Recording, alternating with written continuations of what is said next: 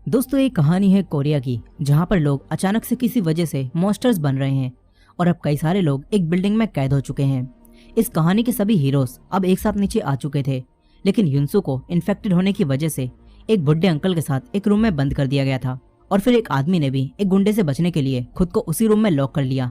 दूसरी तरफ दूसिक, जो दो बच्चों और एक आंटी के साथ एक रूम में छुपे हुए थे, लेकिन फिर दूसिक ने देखा कि वो आंटी भी अब एक मॉन्स्टर बन रही हैं। अब आगे हम देखते हैं कि उन्योक उसी रूम में युनसू के पास आकर उसे बाहर निकालता है और उससे कहता है कि तुम पहले ही इन्फेक्टेड हो, इससे तुम्हारे अंदर पावर्स आ चुकी हैं, इसीलिए अब तुम्हें हमारे लिए एक हथियार की तरह काम करना होगा।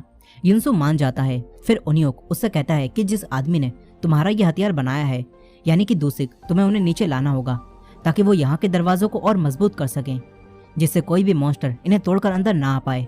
युनसू उन्योक की ये बात भी मान जाता है। वहीं दूसरी तरफ दूसिक उन्हीं आंटी को मारने वाले थे, लेकिन तभी वो देखते हैं कि उनके अंदर एक छोटा सा बच्चा है। दूसिक बच्चे को मारना नहीं चाहते थे, इसीलिए वो बाथरूम के दरवाजे को बंद कर देते हैं। नीचे वही आंटी जिनके सामने एक मॉन्स्टर ने उनकी बेटी को मार दिया था, वो उसी गुंडे से कहती हैं कि तुम तो पैसों के लिए काम करते हो, तो मुझे यहाँ से बाहर निकाल दो, मेरे पास जितने भी पैसे हैं मैं सारे तुम्हें दे दूंगी। लेकिन ये गुंडा उन्हें बाहर नहीं निकालता क्योंकि बाहर खतरा था।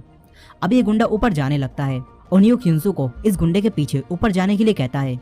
युनसू गुंडे के पीछे ऊपर जाने लगता है। यहीं फायर फाइटर लड़की उन्योक को पकड़ लेती है और उससे कहती है कि तुम उस बच्चे को इतने खतरनाक काम के लिए कैसे भेज सकते हो।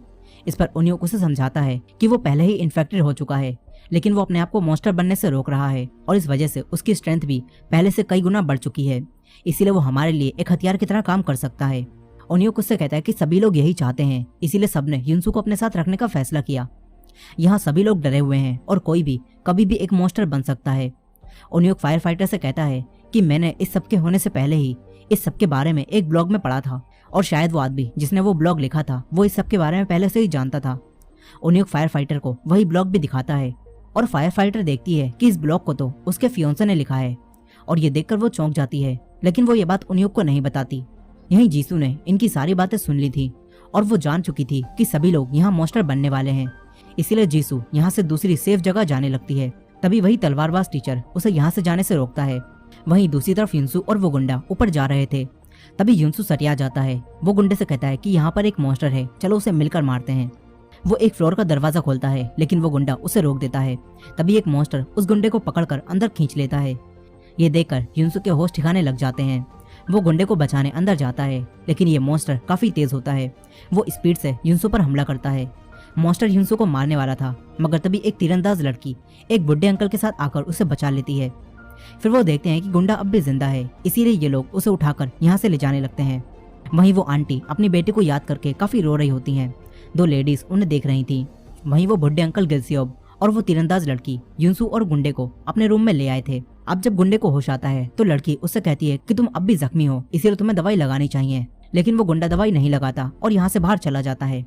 तभी गिलसियोब और ये लड़की यूरी देखते हैं कि युनसू के जख्म खुद ही ठीक हो रहे हैं, जिससे ये दोनों समझ जाते हैं कि युनसू इन्फेक्टेड है और वो भी मॉन्स्टर बन सकता है। इसीलिए गिलसियोब उससे कहते हैं कि यहाँ से निकल जाओ। युनसू जाने लगता है। तभी गिलसियोब हंसते हैं और कहते हैं, कैसा लगा मेरा मजाक? गिलसियोब उसे बताते हैं कि मैं किसी के साथ भी जानबूझकर ऐसा नहीं करूंगा और मुझे मरने से डर नहीं लगता। फिर वो युनसू से कहते हैं कि तुम दूसिक और दो बच्चों को बचाने जा रहे हो ना, तो हम भी तुम्हारे साथ ही चलते हैं। युनसू मान जाता है। वहीं नीचे उन्हीं बुढ़े अंकल की वाइफ उनके पास चाकू लेकर उन्हें मारने जाती हैं, क्योंकि बुढ़े अंकल ने 30 सालों तक उन्हें काफी परेशान किया था और वो उन्हें काफी मारते भी थे।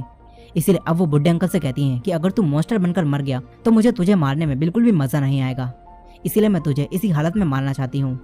लेकिन बुढ़े अंकल को कुछ भी समझ नहीं आता, वो आराम से सोते रहते हैं। यहाँ उनकी वाइफ अब ये काम करने की हिम्मत नहीं जुटा पाती और यहाँ से जाने लगती हैं। तभी वही आदमी उनसे पूछता है कि क्या वो गुंडा अब भी बाहर खड़ा है, लेकिन ये उसे बताती हैं कि वो किसी काम से ऊपर गया है। ये जानकर ये आदमी बौखला जाता है, मानो उसकी कोई खास चीज वो गुंडा चुराने गया हो। अब ये तुरंत ही अपना दिमाग चलाता है और अपने चाकू मारकर सबसे कहता है कि देखो मेरा जख्म ठीक नहीं हो रहा, यानी कि मैं कोई भी मॉन्स्टर नहीं बनूंगा। ये देखकर सभी लोग उसे बाहर निकाल देते हैं और ये घबराया हुआ यहाँ से जाने लगता है। ये देखकर उसी तलवारबाज टीचर को इस पर शक हो जाता है। वहीं दूसरी तरफ वो गुंडा इसी आदमी के रूम में था। वो यहाँ कुछ ढूंढ रहा था, लेकिन वो चीज उसे नहीं मिलती। तभी वो एक रूम को खोलता है और देखता है कि यहाँ पर कई सारी फोटोज लगी हैं और यहाँ हमें पता चलता है कि वो आदमी दरअसल एक चाइल्ड किडनैपर है, जो कि बच्चों को किडनैप करता था और उनके साथ गलत काम करता था और इसी वजह से अब ये गुंडा उसे मारना चाहता है। अब यहीं युनसू, गिलसियोब और वो तीरंदाज लड़की तीनों ही दूसिक के पास पहुंच जाते हैं। लेकिन युनसू देखता है कि वो आंटी यहाँ नहीं दिख रही, इसलिए युनसू दूसिक से उनके बारे में पूछता है। फिर दूसिक युनसू और बाकी सबको दिखाते हैं कि बाथरूम में वो आंटी भी अब एक मॉन्स्टर बनने लगी हैं। लेकिन हकीकत में समझ नहीं आता कि वो चीज क्या है। उसे देखकर ऐसा लगता है कि उसके अंदर कोई बच्चा है और ये देखकर सभी लोग हैरान थे। वहीं वो गुंडा दोबारा से नीचे पहुंच चुका था और अब वो किसी भी हाल में उस आदमी को मारना चाहता था। तभी वही टीचर उसे रोकता है, लेकिन वो नहीं रुकता। उसका फोन नीचे गिर जाता है और ये टीचर उसका फोन उठाता है। वहीं वो आदमी एक हथौड़ा लेकर आता है और इस गुंडे पर हमला कर देता है, लेकिन ये गुंडा उसे रोकता है और उसे मारने लगता है। गुंडा उसे उसी के हथौड़े से मारता है, जो देखकर सभी लोग उससे डर रहे थे। ये गुंडा उस आदमी को हथौड़े से मार मार कर खत्म कर देता है और उसकी बॉडी को इस बिल्डिंग से बाहर ले जाता है। फिर गुंडा उन्हीं आंटी की बेटी की बॉडी और उसे बचाने गए सोल्जर्स दोनों की बॉडी को अंदर ले आता है और खुद बाहर जाकर शटर को बंद करने लगता है। इस गुंडे सैंगवुक ने भी अब इस बिल्डिंग से बाहर रहने का फैसला कर लिया था, क्योंकि उसका काम अब खत्म हो चुका था। लेकिन अब तभी वही टीचर आकर उसे रोक देता है और अंदर ले आता है। तभी वही गुंडा बेहोश हो जाता है। फिर वो आंटी अपनी बेटी की बॉडी के पास आकर उसे गले लगाती हैं और खूब रोने लगती हैं। अब थोड़ी देर बाद युनसू और बाकी सब भी नीचे आ जाते हैं। युनसू उसी रूम में जाकर लॉक हो जाता है, क्योंकि वो इन्फेक्टेड था। अब यहीं ये दोनों भाई बहन अपने डैड को याद कर रहे थे, क्योंकि इनके डैड भी मॉन्स्टर की वजह से मर चुके थे। अब तभी वही आंटी इनके पास आती हैं और वो छोटे लड़के के आंसुओं को पोंछती हैं। फिर ये तीनों एक दूसरे को गले लगाकर रोने लगते हैं। इसके बाद ये सभी लोग इनकी बेटी और उसी सोल्जर को यहीं दफना देते हैं। फायर फाइटर उन आंटी से कहती है कि आपको अपना ख्याल रखना होगा। इस पर आंटी कहती हैं कि मैं एक माँ हूँ और मैं पहले ही एक वॉरियर हूँ। ये सुनकर फायर फाइटर को अपने आने वाले बच्चे की चिंता होने लगती है, क्योंकि वो भी प्रेग्नेंट है। अब यहाँ दूसिक बाहर जाने के सभी दरवाजों को मजबूत करने में लग जाते हैं। युनसू इन सब के लिए एक हथियार की तरह काम करता है। यहीं तीरंदाज लड़की गुंडे की मरहम पट्टी कर रही थी। तभी वो अपने पास्ट की वजह से इमोशंस को कंट्रोल नहीं कर पाता और गुस्से में यूरी का गला पकड़ लेता है। गुंडा उसे कहता है कि मुझसे दूर रहो। ये सुनकर यूरी यहाँ से बाहर चली जाती है। यूरी को सांस लेने में तकलीफ हो रही थी। तभी वो इनहेलर की मदद लेती है और हमें पता चलता है कि यूरी को अस्थमा है। अब यूरी गिलसियोब के पास जाती है, जो कि अपनी फरारी को देख रहे थे कि कहीं कोई उसे चुरा कर न ले जाए। तभी यूरी उनसे कहती है कि आपकी खास फरारी को कोई भी नहीं चुराना चाहेगा।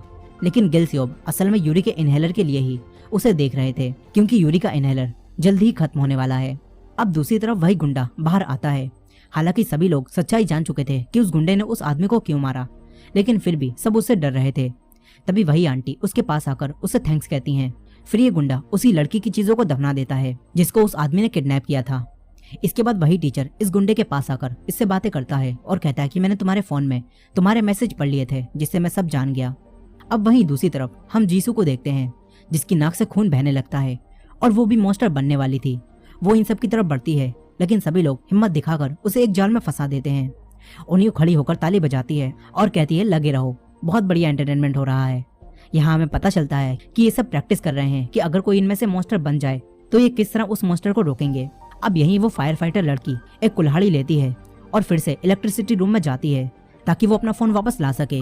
इसी दौरान हम फायर फाइटर लड़की और इसके फियोंसे के एक पास्ट के सीन को देखते हैं, जहाँ हमें पता चलता है कि ये क्यों का फियोंसे उससे हमेशा से ही कुछ छुपाता था और अब ये क्यों अपने फियोंसे की सच्चाई जानना चाहती थी।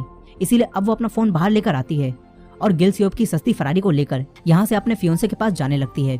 यहीं वो टीचर उस गुंडे के पास जाकर उसे ड्रिंक ऑफर करता है और फिर उसे समझाता है कि तुम भी हम सब में से एक हो। इसके बाद ये टीचर इस गुंडे को इस ड्रिंक की जगह का इंचार्ज बना देता है। वहीं वो आंटी अब उन दोनों बच्चों के साथ टाइम स्पेंड करती हैं और उन्हें पढ़ना सिखाती हैं। यहाँ उन युवक ने सबके लिए कुछ रूल्स बनाए होते हैं ताकि वो सब यहाँ लंबे समय तक सरवाइव कर पाएं।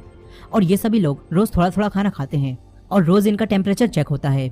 यहाँ युनसू बाकी सबके कहने पर अपनी जान खतरे में डालकर उनके रूम से चीजें लाता है और फिर वापस उसी रूम में कैद हो जाता है।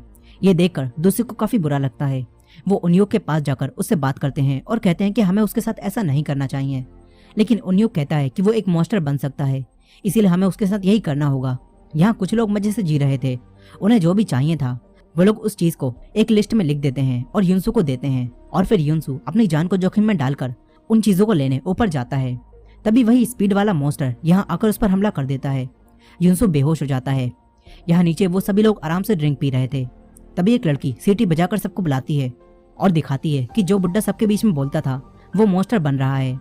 ये देखकर उन बुड्ढे अंकल की वाइफ हथियार लेकर आती हैं और उन्हें मार मार कर खत्म कर देती हैं, लेकिन उन्हें ये करते हुए काफी दुख हो रहा था। यहीं युनसू भी किसी तरह अपनी जान बचाकर वापस आ गया होता है। अब जब वो बुढ़े अंकल के पास से गुजरता है तो उसके अंदर की बुराई उससे कहती है कि जब तू भी मॉन्स्टर बनने लगेगा तो तेरा भी यही हाल होगा। लेकिन युनसु अपने आप को कंट्रोल करता है और यहाँ से वापस जाने लगता है। थोड़ी देर बाद हम इन्हीं आंटी को देखते हैं जिन्होंने अंकल को मारकर 30 सालों की कसर निकाल ली थी, लेकिन फिर भी उन्हें दुख हो रहा होता है। अब इसके बाद हम उसी फायर फाइटर लड़की को देखते हैं। वो अपने फियोंसे के ऑफिस पहुंच चुकी थी। यहाँ हमें पता चलता है कि आज से 1 महीने पहले इस बिल्डिंग में आग लग गई थी जिसमें इस लड़की के फियोंसे की डेथ हो गई थी, मगर उसकी बॉडी नहीं मिली थी। अब फायर फाइटर लड़की अपने फियोंसे के ऑफिस में जाकर उसके आईपैड को लेकर उसे अनलॉक करती है और उसी ब्लॉग को पढ़ती है जो उसके फियोंसे ने लिखा था। ये क्यों को पता चलता है कि उसका फियोंसे भी इन्फेक्टेड था, लेकिन उसने ये बात किसी को भी नहीं बताई थी। वो जानता था कि अगर वो 15 दिनों तक इसे कंट्रोल कर ले तो वो मॉन्स्टर नहीं बनेगा। और फायर फाइटर के फियोंसे ने इसमें लिखा होता है कि हम ऐसे इन्फेक्टेड लोगों पर रिसर्च कर रहे हैं जो 15 दिनों से ज्यादा इसे सह सके हैं। हम उन पर रिसर्च करके ये पता लगा सकते हैं कि मॉन्स्टर बनने से किस तरह बचना है। अब फायर फाइटर इस सब को पढ़ रही थी, तभी आर्मी ऑफिसर यहाँ आकर उसे गन पॉइंट पर लेती हैं और उसे अरेस्ट करके यहाँ से ले जाती हैं। दूसरी तरफ जहाँ युनसु था उस पूरी बिल्डिंग की बिजली अब चली जाती है। यहाँ सभी लोगों का सब्र अब टूट रहा था। लोग सोच रहे थे कि वो यहाँ मर जाएंगे। सब उदास होकर बैठे थे। तभी उन्हें उनसे कहती है कि तुम सब डरपोक हो, जाओ चुल्लू भर पानी में डूब मरो। उन्हें ये कहकर यहाँ से युनसु के पास चली जाती है। यही जीसू उनियोक के पास जाती है और उससे कहती है कि अब क्या होगा। उनियोक उससे कहता है कि हम बिजली के बगैर तो सरवाइव कर लेंगे, लेकिन अब पानी भी खत्म होने वाला है और तब मुसीबतें बढ़ जाएंगी। इसीलिए ये दोनों युनसु के पास जाकर उससे कहते हैं कि तुम इलेक्ट्रिसिटी रूम में जाकर चेक करो। फिर युनसु इलेक्ट्रिसिटी रूम में जाता है, लेकिन यहाँ वही स्पाइडर मॉन्स्टर उसे पकड़ लेता है। वहीं दूसरी तरफ वो मिलिट्री ऑफिसर अब फायर फाइटर को पकड़कर उससे पूछताछ करती है, लेकिन फायर फाइटर अब सब जान चुकी थी कि उसका फियोंसे अब भी जिंदा है। फायर फाइटर उस लेडी से कहती है कि मुझे बताओ मेरा फियोंसे कहाँ है, लेकिन वो मिलिट्री ऑफिसर फायर फाइटर को कुछ भी नहीं बताती। तभी फायर फाइटर उनसे कहती है कि मैं जानती हूँ तुम लोग ऐसे इंसानों को ढूंढ रहे हो जो इन्फेक्टेड हो और उन्होंने खुद को 15 दिनों से ज्यादा मॉन्स्टर बनने से रोक रखा हो। फायर फाइटर कहती है कि मैं एक ऐसे इंसान को जानती हूँ। वहीं दूसरी तरफ उनियोक और बाकी सब देखते हैं कि युनसु फंस चुका है और एक ग्रीन चीज उसे आकर ढक लेती है। अब उनियोक, जीसू और वही गुंडा और तलवारबाज उसे बचाने जाते हैं। यहाँ नीचे इन्हें वही मॉन्स्टर दिखता है, लेकिन वो सो रहा था, इसीलिए ये सब चुपचाप युनसु के पास जाते हैं और वो ग्रीन चीज युनसु के ऊपर से हट जाती है। ये लोग युनसु को छुड़ा लेते हैं और यहाँ से जाने लगते हैं, मगर तभी वही स्पीड वाला मॉन्स्टर यहाँ जाग जाता है और इन पर हमला कर देता है। वहीं दूसरी तरफ स्पाइडर मॉन्स्टर ऊपर पहुंच चुका था और वो ऊपर लोगों पर हमला कर देता है। दूसरी छोटी सी बच्ची को बचाते हैं और अपने तीर से स्पाइडर पर हमला करते हैं। नीचे उनियोक भी तीर को स्पीड वाले मॉन्स्टर की आंख में मार देता है, जिससे उसे कुछ भी नहीं दिखता। फिर उनियोक गाड़ी की आवाजों से उसका ध्यान भटकाता है, लेकिन इसी दौरान वो मॉन्स्टर युनसु, जीसू और उस गुंडे को देख लेता है। वो इनकी तरफ बढ़ता है, मगर तभी उनियोक गाड़ी से उसे उड़ा देता है। फिर ये सब गाड़ी में बैठकर यहाँ से भागने लगते हैं। यहाँ कई सारे और भी मॉन्स्टर थे जो कि इन पर हमला कर देते हैं, लेकिन ये सब उन्हें मारते हैं। तभी यहाँ गिलसियोब अपनी फायर गन लेकर आते हैं और सारे मॉन्स्टर में आग लगाकर उन्हें जला देते हैं। फिर ये सब ऊपर जाते हैं। ऊपर स्पाइडर मॉन्स्टर ने दूसरी को पकड़ लिया था। वो भागने की कोशिश करते हैं, लेकिन स्पाइडर मॉन्स्टर उनके पैर पर हमला कर देती है। इसी दौरान सारी लेडीज आकर जाल में फंसे मॉन्स्टर को खींचती हैं। तभी बाकी सब भी ऊपर आ जाते हैं। वो लोग दूसरी को उठाकर यहाँ से दूर ले जाते हैं। युनसु स्पाइडर मॉन्स्टर से फाइट करता है और अपने हथियार से उसे बिजली के झटके देता है। युनसु अपनी जान को खतरे में डालकर उस मॉन्स्टर को मार देता है। इसके बाद युनसु उसी रूम में कैद होने जाने लगता है। ये देखकर सबको काफी बुरा लगता है। सबको एहसास होता है कि युनसु हमारे लिए इतना सब कुछ कर रहा है और हमने उसे मॉन्स्टर की तरह कैद कर रखा है। इसीलिए अब उनियोक युनसु को सबके साथ रहने के लिए कहता है, मगर कुछ लोग अब भी युनसु और उस गुंडे के साथ नॉर्मल बिहेव नहीं कर पा रहे थे, जिससे वो दोनों खुद को काफी अकेला महसूस करते हैं। मगर गिलसियोब उन दोनों के पास जाते हैं और उनके साथ खाना खाते हुए बातें करते हैं। फिर यही रात में एक आदमी छुपके से नहाने पहुंच जाता है, मगर तभी वाटर टैप से गंदा पानी बाहर आने लगता है। इसके बाद उनियोक को पता चलता है कि पानी भी खराब हो चुका है।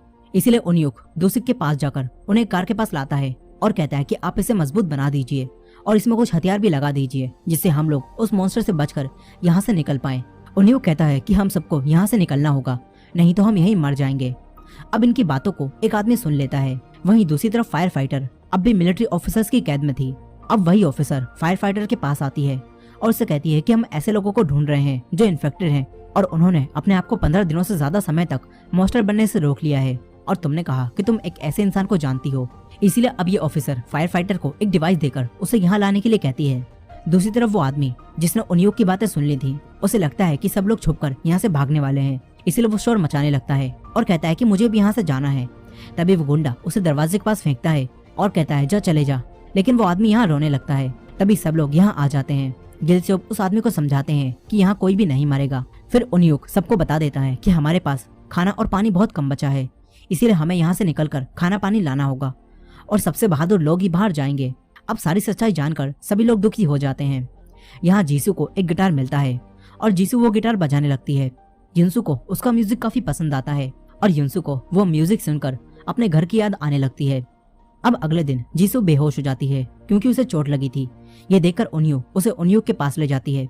उन्यूक ने मेडिकल की पढ़ाई की थी, जिसकी मदद से उन्यूक समझ जाता है कि हमें जीसू की सर्जरी करनी पड़ेगी, नहीं तो उसकी जान को खतरा हो सकता है। अब ये जानकर वही तलवारबाज टीचर कि अगर तुम उसकी सर्जरी कर सकते हो तो उसकी सर्जरी कर दो। लेकिन उन्यूक के पास कुछ दवाइयां नहीं थी, इसलिए वो टीचर कहता है कि मैं बाहर जाकर वो दवाइयां लाता हूँ। लेकिन वो गुंडा कहता है कि तुम्हारे एक हाथ में पहले ही चोट लगी है, इसलिए तुम्हें बाहर नहीं जाना चाहिए। फिर युनसू, ये गुंडा गिलस्योब और यूरी बाहर जाकर दवाइयां लाने का फैसला करते हैं। यही उन्यूक जीसू के ऑपरेशन की तैयारी करने लगता है। वो टीचर जीसू से बात करता है और उसे तसल्ली देता है कि सब ठीक हो जाएगा। यही ये सब लोग गाड़ी में बैठकर बाहर जाते हैं। इसी दौरान युनसू कहता है कि आज वही दिन है जब मैंने मरने का डिसाइड किया था। फिर हमें पता चलता है कि युनसू हमेशा से ही इतना शांत और अकेला नहीं था, बल्कि उसके कई सारे दोस्त थे। लेकिन फिर स्कूल में एक नया लड़का आया जिसके डैड की कंपनी में युनसू के डैड काम करते थे और वो लड़का बाकी सभी लड़कों के साथ मिलकर युनसू को काफी मारने लगा। उसने पूरी क्लास को धमकी दी कि जो भी युनसू से बोलेगा तो मैं उसे भी मार दूंगा, जिस वजह से युनसू से अब कोई भी बात नहीं करता था। फिर एक दिन वो लड़का युनसू को मारते मारते उसकी फैमिली के बारे में बुरा भला बोलने लगा। तब युनसू ने फाइट बैक की, लेकिन इतना सब होने के बाद भी जब युनसू के मॉम डैड स्कूल आए तो उन्होंने युनसू को ही डांटा, जिस वजह से युनसू को अपने मॉम डैड से नफरत होने लगी। फिर उसने अपनी बड़ी बहन को कहता सुना कि उसका कोई भी भाई नहीं है और युनसू उसका भाई है, ये किसी ने अफवाह फैलाई है। ये सुनकर युनसू को काफी बुरा लगता है और उससे अपनी बहन से भी नफरत हो जाती है। हालांकि जब से उसके मॉम डैड स्कूल आए थे तो उसके बाद से ही उस लड़के ने युनसू को मारना छोड़ दिया था। लेकिन अब युनसू की लाइफ पूरी तरह से बदल चुकी थी। उसकी जिंदगी में उसके साथ अब कोई भी नहीं था।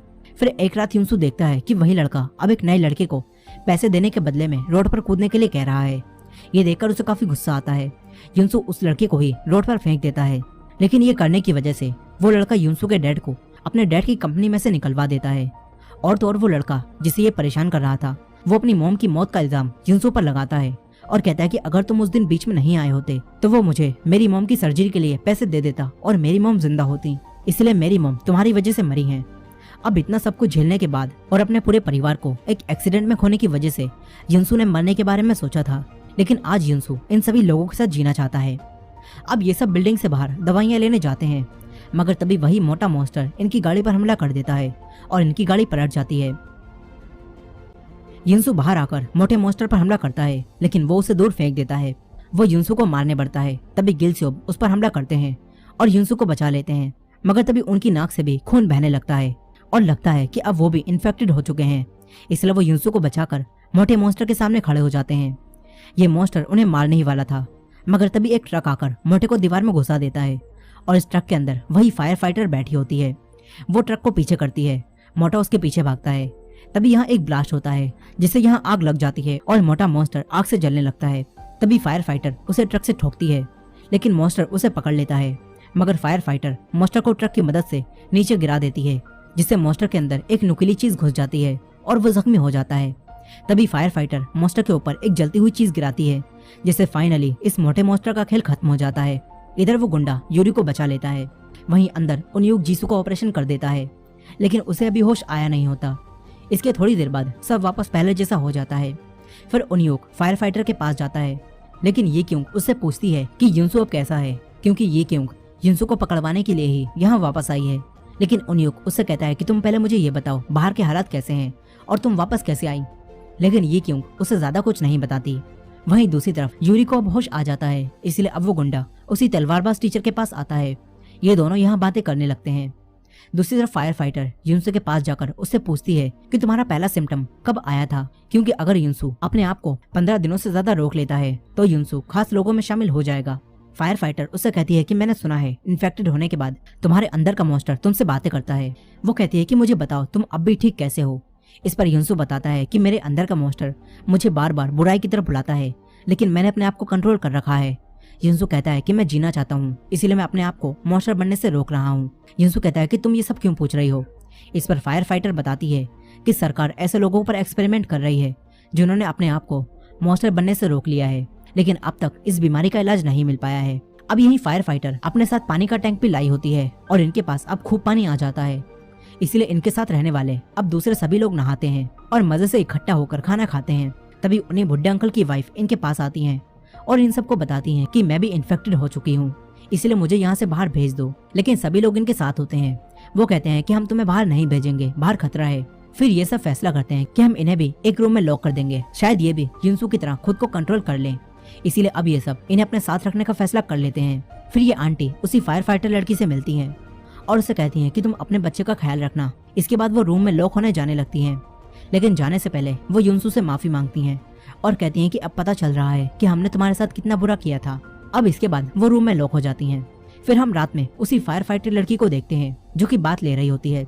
तभी हमें पता चलता है कि उस मिलिट्री ऑफिसर ने फायर फाइटर को जो डिवाइस दिया था उसमें एक बटन लगा है जिसे दबाने पर मिलिट्री ऑफिसर्स को इनके लोकेशन पता चल जाएगी और मिलिट्री ऑफिसर्स इनके पास पहुंच जाएंगे। उस मिलिट्री ऑफिसर ने फायर फाइटर से कहा था कि तुम्हारा फियोंसे अब भी जिंदा है और उसके साथ क्या हुआ और वो कहाँ पर है, अगर तुम्हें यह जानना है तो हमें युनसू तक पहुंचा दो। और अपने फियोंसे के बारे में जानने के लिए ही फायर फाइटर यहाँ युनसू को पकड़वाने आई है। लेकिन अब उसने अपना फैसला बदल दिया है। अब वो किसी भी हाल में उस डिवाइस में लगे बटन को नहीं दबाएगी। अब फायर फाइटर आराम से यहाँ बात ले रही थी, मगर तभी एक आदमी बंदूक लेकर उस पर हमला कर देता है, लेकिन फायर फाइटर उसे मारकर उसकी बंदूक को छीन लेती है। वहीं दूसरी तरफ गिल्सियोब सबको इकट्ठा करके अपने वॉर के दिनों की कहानी सुना रहे थे। गिल्सियोब सबको बताते हैं कि कई सारे ऑफिसर्स एक बिल्डिंग में छुपने गए थे, लेकिन फिर जब उन्हें देखा गया तो उस बिल्डिंग में कोई भी नहीं था और असल में वो बिल्डिंग यही बिल्डिंग थी। अब ये जानकर सभी लोग चौंक जाते हैं। तभी वही आदमी यहाँ आकर यहाँ रखा खाना खाने लगता है। फायर फाइटर भी उसके पीछे यहाँ आती है और कहती है कि लगता है ये कोई मिलिट्री से भागा हुआ आदमी है। अब ये आदमी काफी घबराया हुआ था। वो सबसे कहता है कि भाग जाओ, लेकिन किसी को कुछ भी समझ नहीं आता, जिसके बाद ये सोल्जर यहीं बेहोश हो जाता है। वहीं दूसरी तरफ युनसू अकेला बैठा था। तभी उन्यू उसके पास आती है। वो दोनों थोड़ी बातें करते हैं। यहाँ हमें पता चलता है कि उन्यू युनसू को पसंद करने लगी है। वो युनसू को इनडायरेक्टली ये बताती है, लेकिन युनसू ये बात नहीं समझ पाता। तभी उन्यू का बड़ा भाई उन्यूक आता है और अपनी बहन से कहता है कि बधाई हो, तुम्हें तुम्हारा फर्स्ट लव मिल चुका है। लेकिन ये सुनकर उन्यू को गुस्सा आता है। वो युनसू से कहती है कि मेरा भाई भी ये सब समझ गया, लेकिन तू तो मेरे भाई से भी डफर निकला। युनसू यहाँ से चली जाती है। वहीं दूसरी तरफ अब जीसू को होश आ जाता है और ये देखकर उस तलवारबाज टीचर को काफी खुशी होती है। जीसू उसे थैंक्स कहती है क्योंकि शुरू से अब तक उस टीचर ने जीसू का काफी ख्याल रखा है। अब यहीं एक आदमी भागता हुआ उन्यूक के पास आता है और कहता है कि चश्मिश जल्दी आ, देखो सोल्जर को होश आ गया। यह सुनकर उन्यूक तुरंत उसके पास जाता है। यहाँ फायर फाइटर उसे मारकर पूछती है कि तू यहाँ क्या कर रहा है, लेकिन वो आदमी कहता है कि मैं यहाँ नहीं आना चाहता था। अब तभी उसके पास रखे वॉकी टॉकी में से कुछ आवाजें आने लगती हैं, जिससे यह आदमी डरने लगता है। यह आदमी वॉकी टॉकी को दूर फेंक देता है। उन दूसरे आदमियों के पास गन भी होती हैं और गोलियों की आवाज वॉकी टॉकी में से आ रही होती हैं। ये सुनकर फायर फाइटर तुरंत ही उस वॉकी टॉकी को तोड़ देती है। फिर ये सब समझ जाते हैं कि खतरा इनकी तरफ बढ़ रहा है, इसलिए युनसू और वो गुंडा मिलकर छत पर जाते हैं और वहां लगे एसओएस के साइन को हटा देते हैं। अब थोड़ी देर बाद जब ये नीचे आते हैं तो देखते हैं कि सिक्योरिटी गार्ड अब भी जिंदा है और वो मॉन्स्टर बनकर घूम रहा है। सिक्योरिटी गार्ड अब लिफ्ट से नीचे जाने लगता है। ये देखकर युनसू और वो गुंडा नीचे भागते हैं। तभी एक और मॉन्स्टर आकर गुंडे को पकड़ लेता है, लेकिन वो गुंडा युनसू से कहता है कि मेरी चिंता मत करो, नीचे जाकर बाकियों को बचाओ। ये सुनकर युनसू नीचे की तरफ भागता है। नीचे फायर फाइटर बुड्ढे अंकल की वाइफ के पास बैठी थी। तभी उन्हें भी नोज ब्लीडिंग होने लगती है। अब तभी बाहर कोई खतरे की घंटी बजाता है। फायर फाइटर ये सुनकर बाहर जाती है। उधर युनसू जल्दबाजी में सबको बचाने के लिए ऊपर से नीचे कूद जाता है, लेकिन इससे उसका पैर टूट जाता है और वो अब नहीं चल पाता। वहीं बाहर वही लेडी लिफ्ट के बाहर खड़ी थी। तभी सिक्योरिटी गार्ड नीचे आ जाता है और वो उन आंटी पर मशीन से हमला कर देता है। सिक्योरिटी गार्ड के पास घास काटने की मशीन थी जिससे वो आंटी को मारने वाला था, मगर तभी तलवारबाज उन्हें आकर बचा लेता है। तलवारबाज सिक्योरिटी गार्ड से फाइट करके उसे रोकता है, लेकिन सिक्योरिटी गार्ड उस मशीन की मदद से तलवारबाज का एक हाथ काट देता है। तभी सब लोग बाहर आ जाते हैं। सबको ये देखकर काफी दुख होता है। इधर तलवारबाज दोबारा से उठता है और अपने दूसरे हाथ से सिक्योरिटी गार्ड के तलवार मारता है। युनसू ये सब देख रहा था, लेकिन वो कुछ भी नहीं कर पाता। इधर तलवारबाज सबको बचाने के लिए सिक्योरिटी गार्ड को वापस लिफ्ट के अंदर ले जाता है और उससे फाइट करता है। तलवारबाज यहाँ काफी जख्मी हो जाता है, इसीलिए अब वो सबसे कहता है कि आग के बॉम्ब को अंदर फेंको। तलवारबाज अपनी जान सेक्रीफाइस करने के लिए बिल्कुल तैयार था। सभी लोगों को काफी दुख हो रहा था। फायर फाइटर लड़की भी कुल्हाड़ी लेकर आ चुकी थी, लेकिन वो भी कुछ नहीं कर पाती। तभी उन्योक अपने इमोशंस को कंट्रोल करते हुए लिफ्ट में आग का बॉम्ब फेंकता है, जिससे सिक्योरिटी गार्ड और तलवारबाज दोनों आग में जलकर मर जाते हैं। ये देखकर सभी लोग रोने लगते हैं। अब कुछ समय बाद सभी मिलकर तलवारबाज को उन्हें आंटी की बेटी के पास दफना देते हैं। जीसू अब ठीक हो चुकी थी और वो यहीं खड़ी होती है। उसने फिर से अपने एक और करीबी दोस्त को खो दिया था, जिससे उसे काफी दुख हो रहा होता है। तभी उनियो उसके पास आकर उसे संभालती है। उनियो जीसू को उस तलवारबाज की वही तलवार देती है और उसे कहती है कि अपने आप को संभालो। वहीं दूसरी तरफ वो गुंडा तलवारबाज की कब्र के पास बैठा था और उसे याद कर रहा था। यहाँ अब कुछ दिन बीत जाते हैं। बुड्ढे अंकल की वाइफ खुद को मॉन्स्टर बनने से रोक रही थी। अब वहीं दूसरी तरफ मिलिट्री ऑफिसर उन्हीं लोगों को ढूंढ रहे थे जो अपने आप को मॉन्स्टर बनने से रोकने में कामयाब हो चुके हैं। अब ये सभी लोग जिनसू के शहर की तरफ बढ़ने लगते हैं। यहीं गिलस्योब फायर फाइटर को बताते हैं कि इस बिल्डिंग के नीचे एक बंकर या फिर एक टनल है और हमें उसे ढूंढना चाहिए ताकि हम सब वहां छुप सकें, नहीं तो मॉन्स्टर्स की वजह से लोग ऐसे ही मरते रहेंगे। अब ये लोग बातें कर रहे थे, तभी वो छोटा बच्चा गिलस्योब से कहता है कि यहाँ कोई आ रहा है। गिलस्योब देखते हैं कि सच में इनकी तरफ कोई आ रहा है। गिलस्योब फायर फाइटर से कहते हैं कि इन हालातों में हम किसी पर भी भरोसा नहीं कर सकते, इसलिए तुम जाकर छुप जाओ। इसके बाद वो सभी लोग डायरेक्ट इनकी बिल्डिंग में ही आ जाते हैं। ये सभी गुंडे थे जिनके पास बंदूकें भी होती हैं और ये लोग उसी सोल्जर को पकड़ने आए थे। इनका बॉस उसे पकड़ता है और फिर दूसरे लोग उसके अंगूठे को काटकर एक बॉक्स को खोलने की कोशिश करते हैं, लेकिन वो नहीं खुलता। इसलिए इनका बॉस इस सोल्जर को मारकर अपने आदमियों से कहता है कि देखो यहाँ कौन कौन सोल्जर छुपे हैं। यहाँ सभी लोग इनसे काफी डरे हुए थे। तभी सांगवोक यानी कि अच्छा गुंडा दो आदमियों को देखता है, वो वहीं छुप जाता है। इसी दौरान गिलस्योब बाहर आते हैं और वो सांगवोक को बचाने के लिए उन दोनों गुंडों की बेइज्जती मारते हैं, जो सुनकर वो दोनों गुंडे गिलस्योब को पकड़कर यहाँ से ले जाते हैं। ये सभी गुंडे सभी लोगों को पकड़कर उन्हें एक गोले में डाल देते हैं और जो भी गोले से बाहर जाता है ये लोग उसे गोली मारकर खत्म कर देते हैं। यहाँ बाकी सब कुछ भी नहीं कर पाते। इधर फायर फाइटर एक गन उठा लेती है। यहीं एक गुंडा जीसू को देख लेता है। वो जीसू को टॉर्चर करने लगता है। तभी उसका एक साथी ओम योंग उससे कहता है कि तुम्हें बॉस बुला रहे हैं। यहीं इनका बॉस सबसे कहता है कि हमसे मत डरो, हम यहाँ किसी को ढूंढने आए हैं। ओनियोक इनके बॉस से बात करता है और कहता है कि हमें बताओ तुम लोग कौन हो और पहले तुम कहाँ थे। उनका बॉस ओनियोक से कहता है कि यहाँ आने से पहले हम लोग एक चर्च में थे जहाँ पर कई सारे लोग थे, लेकिन वो सब मर चुके थे और उन्हें किसी मॉन्स्टर ने नहीं मारा था, बल्कि उन लोगों ने खुद ही एक दूसरे को मार दिया था। इनका बॉस कहता है कि हमें मॉन्स्टर से डरने की जरूरत नहीं है, क्योंकि असल में इंसान इन मॉन्स्टर से भी बड़े मॉन्स्टर हैं। अब तभी यहाँ पर वही आदमी आ जाता है। इनका बॉस उस आदमी से पूछता है कि तुम्हें कुछ मिला या नहीं। वो आदमी कहता है कि मुझे एक लड़की मिली है। अब इनका बॉस ओमियों को लेकर कहीं चला जाता है। इधर उन्योक युनसू और उन्यो से कहता है कि इनके पास कई सारी बंदूकें हैं, इसलिए हमें बचने के लिए सही मौके का इंतजार करना पड़ेगा। अब वहीं वो फायर फाइटर इन लोगों से छुपकर बच रही थी। तभी संगवुक दो आदमियों के सामने गन लेकर आता है, लेकिन उसे गन चलाना नहीं आती थी, इसलिए वो इन दोनों को हाथों से मारता है। तभी फायर फाइटर सामने आकर उसकी मदद करती है। फिर फायर फाइटर उससे वो गन ले लेती है और संगवुक को एक कुल्हाड़ी देती है। इधर इन गुंडों के बॉस को ये पता चल चुका था कि उन्योक इन सब का लीडर है और उसके बनाए प्लान की वजह से ही ये सब अब तक जिंदा हैं। इसलिए इनका बॉस उन्योक से कहता है कि इन सबको छोड़ो, मेरी टीम में शामिल हो जाओ। उन्योक इनकी टीम में शामिल हो जाता है। तभी इन्हें पता चलता है कि यहाँ पर एक लेडी इन्फेक्टेड है जो कि मॉन्स्टर बन सकती है। ये लोग तुरंत ही उन्हीं लेडी के पास जाते हैं। ये लोग देखते हैं कि ये आंटी मॉन्स्टर बन सकती हैं, इसलिए इनका बॉस उन आंटी को गोली मार देता है, जिससे वो यहाँ मर जाती हैं। गोली की आवाज सुनकर सभी लोग डर जाते हैं। उधर फायर फाइटर और संगवुक उसी छोटे बच्चे को बचाते हैं जो कि यहाँ छुपा बैठा था। अब तभी इन्हें फिर से वही ग्रीन चीज दिखती है जिसने पहले युनसू को बचाया था। वो लड़का कहता है कि इसने मेरी जान बचाई थी, इसीलिए इसे छोड़ दो। अब ये ग्रीन मॉन्स्टर यहाँ से चला जाता है। फिर फायर फाइटर और संगवुक बाकी सबको बचाने का प्लान बनाते हैं। फायर फाइटर उनके एक आदमी को गोली मारती है, जिससे कुछ गुंडे उसके पीछे भागते हैं। तभी उन्योक भी उनके बॉस को पकड़ लेता है। युनसू दूसरे आदमी से फाइट करता है और सभी लोग बाकियों को पकड़कर मारने लगते हैं। इधर संगवुक फायर फाइटर के पीछे आ रहे एक आदमी के सामने आता है और अपनी कुल्हाड़ी से उसे मार देता है। तभी एक और आदमी उस पर गोली चलाता है, लेकिन वो बचकर उस आदमी को भी मार देता है। वहीं वो फायर फाइटर दो आदमियों को एक स्टोर में लॉक कर देती है, लेकिन बाहर इनका बॉस अपने आप को छुड़ाकर युनसू के गोली मारता है और उन्हीं को गन पॉइंट पर लेकर सभी लोगों को फिर से रोक देता है। मगर फिर यहाँ वही लेडी आ जाती है और वो अब मॉन्स्टर बन चुकी थी। वो इनके एक आदमी को मार देती है, मगर उनका खुद पर अब काबू नहीं था। वो उन्योक को भी मारने वाली थी। तभी युनसू बीच में आ जाता है। युनसू को ना चाहते हुए भी उन आंटी को मारना पड़ता है, जिससे युनसू को काफी दुख होता है। अब यहाँ युनसू भी जख्मी हो चुका था, इसीलिए वो यहाँ बेहोश हो जाता है। तभी गुंडों का बॉस देखता है कि युनसू के जख्म खुद ही ठीक हो रहे हैं। इससे वो समझ जाता है कि युनसू बाकी सबसे खास है, इसीलिए वो उन आंटी की बॉडी में आग लगवाकर उन्हें जलवा देता है और युनसू को अपने साथ ऊपर ले जाने लगता है। तभी वही रेड जैकेट वाला गुंडा यहाँ आता है और यूरी को अपने साथ जीसू के पास ले जाता है। वो उसके साथ गलत काम करना चाहता था, लेकिन जीसू उस पर हमला कर देती है। तभी वो गुंडा जीसू के जख्म पर कई सारे मुक्के मारता है, जिससे जीसू वहीं गिर जाती है। मगर यूरी पीछे से आकर उस गुंडे को तलवार से मार देती है। लेकिन अब यूरी की तबीयत यहाँ खराब होने लगती है। उसे सांस लेने में तकलीफ हो रही थी। यहाँ जीसू उसकी मदद करने की हालत में नहीं थी। तभी यहाँ संगवुक आ जाता है और वो यूरी को उसका इनहेलर देता है, जिससे वो वापस ठीक से सांस लेने लगती है। बाहर फायर फाइटर एक आदमी को गोली मारकर सबको छुड़ा लेती है। फिर ये सब यहाँ से भागने लगते हैं।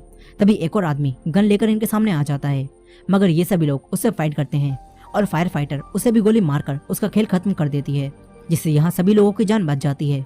मगर यहाँ दूसिक को नोज ब्लीडिंग होने लगती है, यानी कि अब दूसिक भी एक मॉन्स्टर बन जाएंगे। अब वहीं दूसरी तरफ इन गुंडों का बॉस युनसू को बिल्डिंग की छत पर ले जाता है।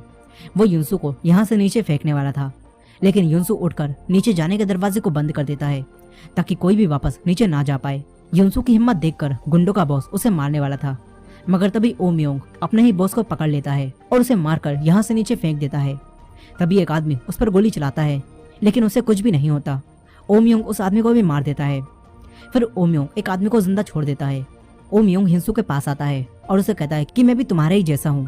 अब तभी हेलीकॉप्टर से मिलिट्री वाले पूरे शहर पर कई सारे पेपर्स फेंकते हैं, जिसमें लिखा होता है कि जो भी स्पेशल इन्फेक्टी की खबर देगा उसे पूरी सुरक्षा के साथ सेफ्टी कैंप में ले जाया जाएगा।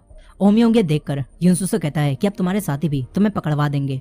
यहीं इन गुंडों में से बचा हुआ एक आदमी भागकर नीचे आ जाता है कि हमें यहाँ से भाग जाना चाहिए, क्योंकि वो दोनों मॉन्स्टर एक जैसे हैं। यह आदमी सबको वही पेपर दिखाकर कहता है कि हमें मिलिट्री को उनके बारे में बताना होगा। अब तभी युनसू और ओम योंग लिफ्ट से नीचे आने लगते हैं। यहाँ सब अपने आप को बचाने के लिए अपने हथियार उठा लेते हैं। लेकिन जब युनसू और ओम योंग नीचे आते हैं तो युनसू सबसे कहता है कि इसने मेरी जान बचाई है, इसीलिए इसे छोड़ दो। सभी लोग युनसू की बात मान जाते हैं। यहाँ सब कुछ पहले जैसा हो जाता है, लेकिन ओम योंग यहीं रुकता है। वो युनसू के साथ रहता है और उसे भड़काने लगता है। वो युनसू से कहता है कि इंसान और हम एक साथ नहीं रह सकते। वो कहता है कि मुझे मिलिट्री वालों ने पकड़ लिया था और उन्होंने मुझ पर कई दिनों तक एक्सपेरिमेंट किए ताकि मेरे अंदर से मॉन्स्टर बाहर निकल जाए, लेकिन मेरे अंदर से कोई भी मॉन्स्टर नहीं निकला, क्योंकि असल में मेरे अंदर कोई भी मॉन्स्टर नहीं है, बल्कि मैं खुद ही मॉन्स्टर हूँ और तुम भी मेरे ही जैसे हो, और इंसान और मॉन्स्टर्स एक साथ नहीं रह सकते। ओम योंग हिंसू को भड़काता है, लेकिन शुरू में युनसू उसकी बातों पर ध्यान नहीं देता, मगर थोड़ी देर बाद वो देखता है कि कुछ लोग उसी ग्रीन मॉन्स्टर को मार रहे हैं, ये सोचकर कि ये मॉन्स्टर बाद में इनके लिए खतरा बन जाएगा। अब ये देखकर युनसू को ओम योंग की बातें ठीक लगने लगती हैं। यही ओनियो और ओनियोक ये सब समझ जाते हैं। ओनियोक युनसू से बात करने की कोशिश करता है, लेकिन अब युनसू उससे बात करने से मना कर देता है और उसे कहता है कि मैं आपसे तुम्हारे लिए काम नहीं करूंगा। ये कहकर युनसू यहाँ से चला जाता है। फिर ओम योंग ओनियोक और फायर फाइटर को बताता है कि मिलिट्री ने एक प्लान बनाया है। ओम योंग बताता है कि अगर मिलिट्री ऑफिसर्स ये पता लगाने में नाकाम रहे कि कौन सा इंसान आगे चलकर मॉन्स्टर बनने वाला है, तो वो लोग उन सभी एरियाज को बॉम्ब से उड़ा देंगे जिन पर इन्हें शक होगा। अब ये जानकर ओनियोक और फायर फाइटर चौंक जाते हैं। इसके बाद फायर फाइटर ओनियोक को वही डिवाइस दिखाती है और उसे सब कुछ बता देती है। वो कहती है कि हम इससे मिलिट्री को यहाँ बुला सकते हैं, लेकिन ओनियोक मिलिट्री को यहाँ बुलाने या ना बुलाने का फैसला फायर फाइटर पर ही छोड़ देता है। लेकिन एक आदमी इनकी सारी बातें सुन लेता है और वो काफी डरा हुआ था, इसीलिए वो उसी डिवाइस को चुराकर उसमें लगा बटन दबा देता है, जिससे मिलिट्री को इनकी लोकेशन का पता चल जाता है। यहीं गिलस्योब को वो जगह मिल जाती है जिसके नीचे से यहाँ से निकलने की एक टनल बनाई गई थी, इसीलिए गिलस्योब यहाँ अब खुदाई करने लगते हैं। वहीं दूसरी तरफ दूसिक इन्फेक्टेड हो चुके थे, इसलिए वो सबसे दूर एक तरफ बैठे हुए थे। अब कुछ समय बाद सांगवुक देखता है कि यूरी का इनहेलर खत्म हो चुका है और उसे सांस लेने में दिक्कत हो रही है। यूरी को बाहर ले जाने लगता है, लेकिन बीच में ही ओम योंग उसे रोक देता है और युनसू से कहता है कि ये दोनों यहाँ से भाग रहे थे। लेकिन जब युनसू देखता है कि सांगवुक यूरी के लिए इनहेलर लेने जा रहा था, तो वो सांगवुक को जाने देता है। तभी ओम योंग समझ जाता है कि युनसू मेरे जैसा नहीं है। ओम योंग यूरी को गोली मारता है और युनसू को दूर फेंक देता है। फिर ओम योंग अपनी गन से यहाँ सबको शूट करने लगता है, जिससे यहाँ कई सारे लोगों को गोलियां लग जाती हैं। तभी फायर फाइटर बंदूक लेकर आती है और ओम योंग के कई सारी गोलियां मारती है, लेकिन ओम योंग को उनसे कुछ भी नहीं होता। ओम योंग फायर फाइटर को यहाँ मारने वाला था, लेकिन युनसू उसे धक्का देकर दूसरी तरफ ले जाता है, मगर ओम योंग यहाँ युनसू को मारने लगता है। वो युनसू से कहता है कि तुम मेरे जैसे बिल्कुल भी नहीं हो, तुम तो एक औरत को मारकर पछता रहे थे। ओम योंग कहता है कि सच तो यह है कि तुमने किसी औरत को नहीं मारा, बल्कि वो पहले ही मर चुकी थी और उनकी बॉडी के अंदर मैं चला गया था, जिसके बाद वो बॉडी जब जल रही थी तो मैं वापस अपनी बॉडी में आ गया। अब ये जानकर युनसू को काफी गुस्सा आता है। युनसू अपने अंदर के मॉन्स्टर को अब कंट्रोल नहीं कर पाता। उसका एक हाथ एक मॉन्स्टर के हाथ में बदल जाता है और युनसू ओम योंग को उस हाथ से पकड़ लेता है, जिसके बाद ओम योंग की पूरी बॉडी पिघल जाती है और ओम्योंग यहीं मर जाता है। लेकिन युनसो यहाँ बेकाबू हो चुका था। तभी दूसिक युनसो के पास आकर उसे गले लगाते हैं और उसे शांत कराते हैं। युनसो फिर से इंसान बन जाता है, लेकिन अब दूसिक की यहाँ डेथ हो जाती है। युनसो भी यहीं बेहोश हो जाता है। बाहर सोंगबुक यूरी के साथ था, लेकिन अब यूरी भी यहाँ मर जाती है। वहीं गिलस्योब पूरे जी जान से यहाँ खुदाई कर रहे थे ताकि वो टनल को ढूंढ सकें। अब जब यहाँ युनसो को हो जाता है तो उसे कुछ भी याद नहीं होता। युनसो की याददाश्त चली गई होती है। युनसो किसी को भी नहीं पहचान पाता और एक तरफ जाकर बैठ जाता है। यहीं कुछ समय बाद गिलस्योब की भी डेथ हो जाती है। फायर फाइटर अपने मरे हुए साथियों को दफनाने के लिए उसी जगह पर ले जाती है जहाँ गिलस्योब खुदाई कर रहे थे। यहाँ फायर फाइटर थोड़ा और खोदती है तो इन्हें वही टनल मिल जाती है जिसे गिलस्योब इतने समय से ढूंढ रहे थे, लेकिन कोई भी टनल से नहीं जाता। यहीं हम देखते हैं कि ओम्योंग अब भी जिंदा था और वो एक गाड़ी में बैठकर यहाँ से निकल जाता है। फिर रात में मिलिट्री यहाँ आकर इस पूरी बिल्डिंग को चारों तरफ से घेर लेती है और इन सबसे कहती है कि स्पेशल इन्फेक्टेड इंसान को हमारे हवाले कर दो। अगर तुमने ऐसा किया तो हम तुम्हें सेफ्टी कैंप में ले जाएंगे। अब यहाँ युनसो खुद ही बाहर जाने लगता है। सभी लोग उससे कहते हैं कि तुम बाहर मत जाओ। युनसो को यहाँ कुछ भी याद नहीं था, लेकिन फिर भी वो इनकी बात मानकर यहीं रुक जाता है। तभी बाहर से मिलिट्री ऑफिसर्स इन पर गोलियां चलाना शुरू कर देते हैं, इसीलिए ये सब तुरंत उसी टनल में जाकर यहाँ से निकलने लगते हैं। तभी उन्हें देखती है कि युनसो इनके साथ नहीं आ रहा। उन्हें वापस जाने लगती है, लेकिन उसका भाई उसे रोकता है।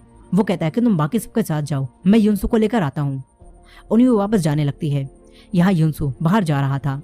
उन्हें उसके पास आकर उससे कहता है कि रुक जाओ, लेकिन युनसो बाहर चला जाता है। वो मिलिट्री ऑफिसर्स की तरफ बढ़ने लगता है। यहाँ अब इस पूरी बिल्डिंग को गिरा दिया जाता है और उन्योक अब भी इसी बिल्डिंग में बैठा था। उसे भी नोज ब्लीडिंग शुरू हो जाती है, जिसके बाद ये पूरी बिल्डिंग उसके ऊपर गिर जाती है और ऐसा लगता है कि उन्योक भी मर गया। अब नीचे टनल में सभी लोग लगातार आगे बढ़ रहे थे। इधर युनसो भी मिलिट्री ऑफिसर्स की तरफ जा रहा था, जो देखकर मिलिट्री ऑफिसर्स उस पर गोलियां चलाना शुरू कर देते हैं। तभी युनसो को सब कुछ याद आने लगता है और ऐसा लगता है कि युनसो की याददाश्त अब वापस आ गई है। अब सीन यहीं कट हो जाता है और हम 30 घंटे बाद का सीन देखते हैं, जहाँ वो सभी लोग टनल में फंस चुके थे। उन्हें बाहर जाने का रास्ता नहीं मिल रहा था। तभी उसी पेट वाली लेडी का पेट यहाँ आता है और सबको एक जगह पर ले जाने लगता है। सभी उसका पीछा करते हैं और इन्हें बाहर जाने का रास्ता मिल जाता है। ये सब बाहर निकलते हैं, लेकिन फिर इनके सामने मिलिट्री ऑफिसर्स आ जाते हैं। वही ऑफिसर फायर फाइटर को पहचान लेती है। इसके बाद वही आदमी उस लेडी से कहता है कि मैंने ही तुम्हें यहाँ बुलाया था। फिर मिलिट्री ऑफिसर्स इन सभी लोगों को सेफ्टी कैंप में ले जाने लगते हैं, लेकिन फायर फाइटर अब मिलिट्री ऑफिसर्स में शामिल हो जाती है और उसे एक मिशन दे दिया जाता है। फिर दिखाया जाता है कि ये पूरा शहर तबाह हो रहा है। इसके बाद हम फिर से युनसो को देखते हैं, जो कि किसी के साथ गाड़ी में होता है। युनसो को होश आता है और वो देखता है कि सांगवुक यानी कि उसी गुंडे ने जो कि इनके साथ था, उसने युनसो को मिलिट्री ऑफिसर से बचा लिया है और वो युनसो को अपने साथ ले जाता है। और इसी एंडिंग के साथ स्वीट होम का सीजन 1 यहीं खत्म हो जाता है। दोस्तों, ये थी स्वीट होम सीजन 1 की फुल स्टोरी। आई होप कि आपको ये स्टोरी पसंद आई होगी। इसका सेकंड सीजन भी जल्दी ही आने वाला है, तो अगर आप उसे भी मिस नहीं करना चाहते तो हमारे चैनल को सब्सक्राइब करके बेल नोटिफिकेशन को ऑन कर लीजिएगा, ताकि जब भी इसका सेकंड सीजन अपलोड हो तो आप उसे देख सकें। खैर, ये वीडियो पसंद आई हो तो वीडियो को लाइक करना मत भूलेगा। मिलते हैं नेक्स्ट वीडियो में।